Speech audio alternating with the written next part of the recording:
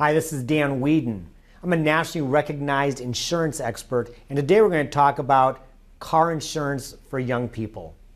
I'm really going to be talking directly to parents, but this will be good for young people watching it as well. If you have a young driver coming up to their 16th birthday and they're about ready to get a car, you're probably looking at your auto insurance premium and thinking, oh boy, this is the end for a while. And it's going to be higher, there's no doubt about it, but there are some things that you can do to prepare for that. Number one is make sure that your young driver is getting grades that are good enough to get a good student discount. Now, insurance companies all may have different levels, and they might even step that a little bit, but I can tell you most companies at a 3.0 or higher are going to give a discount. In fact, some may give even more if you're over 3.5, and the difference in premium can be as high as 35%. So because insurance companies don't have any driving history to go off of, they use grades. Make sure that your young driver is getting grades that are good enough to get a good student discount. Put them into a vehicle that's safe, but perhaps a little bit older, so you're not paying for a new car's, the physical damage part, the comprehensive and collision.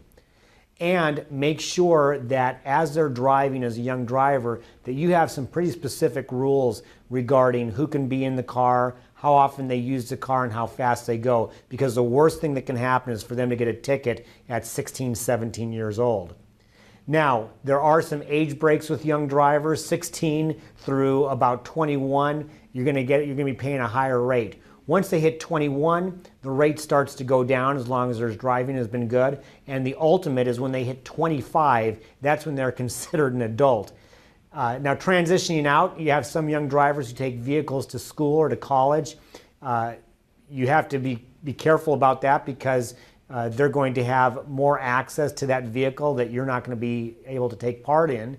The other thing is that maybe they don't have a vehicle. Are they still insured on your policy? The answer is yes. They're still considered part of your household, so they still have coverage on your car and, very important, any other car that they drive. So be careful about that as far as what your rules are as far as vehicles they can and can't drive.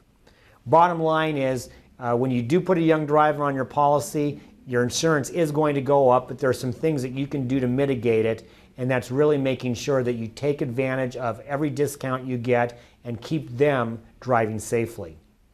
This is Dan Whedon, and today we've talked about young drivers and auto insurance.